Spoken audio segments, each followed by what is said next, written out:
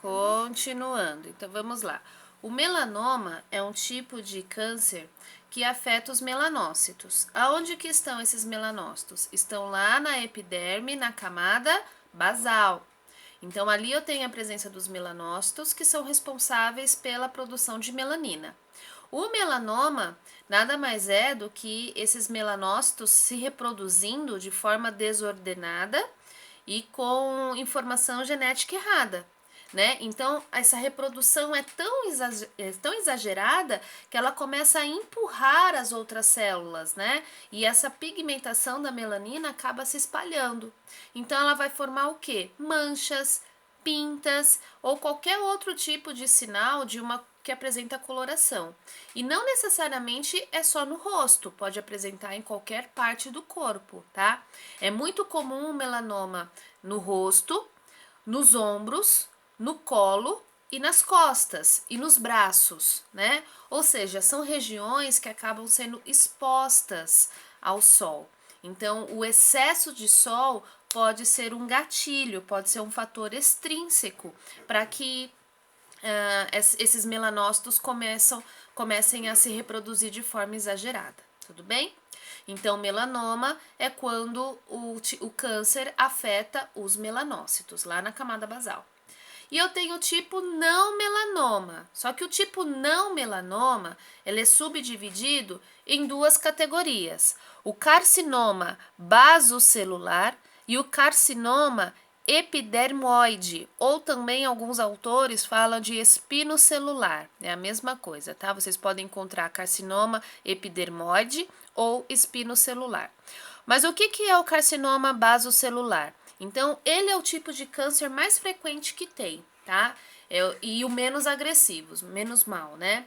E ele pode começar a ser apresentado por uma lesão ou um nódulo de difícil cicatrização. Então, forma uma ferida, pode formar uma espécie de uma verruga, um nódulo, né, um carocinho mais duro, e ali pode ser de difícil cicatrização, tá? Então, isso é característico de um carcinoma basocelular, tudo bem? Ou um carcinoma epidermoide ou espinocelular. Como é a característica dele? Então, são feridas ou lesões, principalmente lesões em cima de cicatriz. Já ouviram falar em queloide, né? Então, parece muito um queloide. Não que queloide, gente, é câncer, tá? Não é isso. O queloide é uma queratinização, né? Um excesso de queratina que se formou ali naquela cicatrização. Mas se formar uma lesão em cima dessa cicatriz, isso pode ser um carcinoma epidermoide, tá? Infelizmente, ele pode sofrer metástase, então aí que é o perigo, né? Então, diferente do melanoma, o câncer não melanoma do tipo epidermoide, ele acaba afetando os queranócitos. Aonde que estão os queranócitos? Lá na camada basal também, né? Então, eles acabam afetando essas células queranócitas que são responsáveis pela produção da queratina. Então, por isso que explica essa lesão. Esses queranócitos, eles começam a crescer de uma forma exagerada e começa a empurrar toda a epiderme, formando essa lesão. Tem umas figurinhas aqui para vocês, ó. O melanoma, então. Vamos lá pensar no melanoma. O melanoma, então, é quando eu tenho os melanócitos afetados. Aqui tem um esqueminha para vocês, né? Então, olha só. Essas células aqui, ó, do melanócitos, elas não estão presentes na camada basal da epiderme, né? Que é aquela camada onde eu tenho a presença tanto dos queranócitos quanto dos melanócitos. Mas aqui esse câncer acabou afetando os melanócitos. Então, eles começam a se reproduzir de forma exagerada e de forma errada, né? Então, olha só, eu aumento a quantidade aqui de melanócitos e eles vão subindo, né, pela camada, chega aqui na camada córnea e acaba empurrando essas células de queratina, essas células que nós já sabemos que chama corneócitos, formando então essa mancha. É o melanoma, tudo bem? O melanoma, para ser identificado, os médicos dermatologistas usam um teste que chama teste ABCDE, tá? Então, eles acabam fazendo o exame clínico dessa maneira. O que seria o exame A da lista ABCDE? é a simetria, né? Então, apareceu uma pinta, apareceu uma mancha, o médico vai avaliar. Ela possui assimetria? Se ela não tiver assimetria, já é um fator positivo para o melanoma, tá? Então, ó, uma metade não coincide com a outra, tá vendo? Que ela não é redondinha, né? Ela não é, igual os dois lados, então não possui assimetria. O fator B é a borda, né? Então ela não apresenta um contorno regular, ela é toda, né, deformada. Então, ó, contorno irregular com projeções ou espículas, tem umas que são até sobressaltadas em alto relevo. O fator C, então, apresenta mais do que uma cor, não é uma pinta só marronzinha ou pretinha, ela tem alterações de cores, tá?